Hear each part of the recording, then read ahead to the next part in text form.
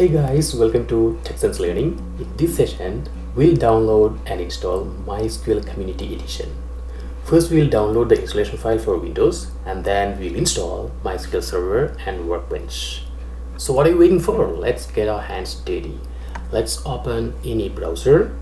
I'm using Google Chrome, and let's search for MySQL Community Edition.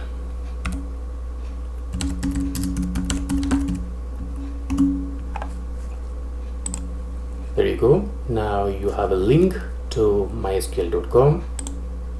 From here, you can download MySQL Community Edition. Let's click here. Now we have various options, and we need the installer for Windows. So let's click here. And here you can see two installation packages available. Windows MSI installer with 2.4 megabyte, and there's another one with 435.7 megabyte. I'm gonna go for this one. So let's click here and download. It's asking for login into Oracle site, and there is one more option to bypass the login, so we don't need to log in now. Let's say no thanks and just start my download. Let's click this link. Let's wait for the download to be completed. There you go, you have the installation completely downloaded. Now let's go into the folder. You have the installation set up here.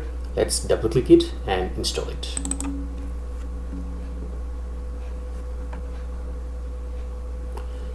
You have different selections here. So let's see which one you should select. There's a default selection which installs so many things. We don't need to install all of it. So I'm going to go for custom option. Here we'll get the flexibility to choose whatever options that you need. Okay, so let's click next, and we need to install MySQL Server. Let's choose MySQL Server, the latest version, which is 8. Let's go for MySQL Server 8. Oops, you need to select whichever version that you need from here. Let's go for this one. Okay, the latest one available from MySQL Server 8. Let's choose it. There you go. Well, now let me select the Workbench. So let's collapse applications, and under application you have MySQL Workbench, and in the Workbench let's choose this version. Okay, the latest one from the Workbench tool. Let's click the right arrow so that we have the products to be installed. So we selected MySQL Server and MySQL Workbench, both the latest version, and now let's click next so that we can start the installation. See, now both the products are ready to be installed. Let's click execute, and it starts the installation process.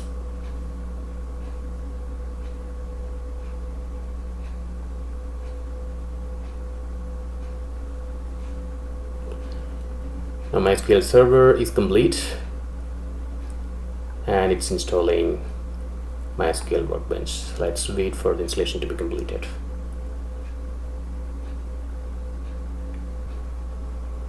You have both the products installed completely. Now let's click next. Now you need to do some configuration, and for the MySQL Server, saying that it's ready to configure. So let's click next. We'll go with the default options. Let's click next, and you have an authentication method to select. Let's go with the default one, which is a recommended option, so definitely let's go with the default one. Next.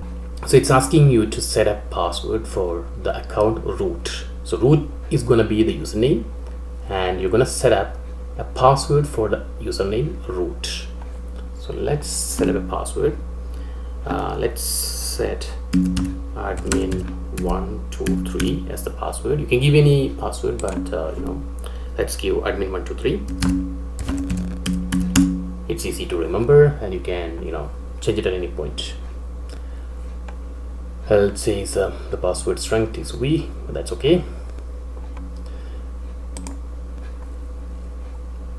Well, now you need to configure MySQL server as a Windows service. So let's go with the default option. All right, start MySQL server at system startup. So when you boot your machine, when your machine is starting up, the MySQL server will be started automatically. And let's go ahead with the default settings, standard system account, that's fine. Let's click next, and then let's execute. Well, the configurations are applied. Let's click finish now. It's saying that configuration is complete. Let's click next. Okay, so everything is done. Well, now click finish.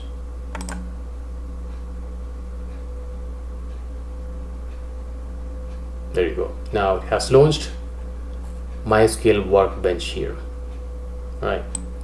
So we installed two products, MySQL Server and MySQL Workbench. So MySQL Workbench is a client to connect to MySQL Server. MySQL Server is running in your machine, and you're not seeing that. So you will be saving your data in MySQL Server, and you will be communicating with MySQL Server with MySQL Workbench. So this is going to be your client tool, MySQL Workbench, and you'll be working with MySQL Workbench. Okay, so here you can see that there is a connection established already. It's showing a connection to MySQL Server. You can see MySQL connections, and it has detected a connection already to the MySQL Server. So you can click here this rectangle, and you can see what's happening. So now when you click here, it has shown an authentication window, and the username is root. Remember, this is the account that we set up. We set up a password for the username or root at the time of installation. Now let's give the same password here. It's admin123 is what we set up. So let's say admin123 all lowercase. Okay, and if you want, you can save it to save these into Vault, which is like so every time you don't need to give the password, it will be taken automatically. So I'm gonna save it to save in Vault, so that you don't need to give this password every time you log into MySQL server. Okay, so let me click OK. Now you have connected to MySQL server, and you can start working on MySQL server. Okay, let me check the connection once again with a very simple command, show space databases. Okay, so just to check whether the connection is successful, and this command, it ends with a semicolon. Okay, now in order to execute it, you can click this tool button. Okay, execute the selected portion. Okay, so when you click these, you got some result here. See, information schema, it's showing some of the databases which is already available with MySQL server. These are the databases which comes along with the installation. We didn't set up any database, but it comes along with the installation. So it shows that we have MySQL server up and running, and we are able to connect to MySQL server with MySQL client. Thank you for watching, guys, and I'll see you in the next video.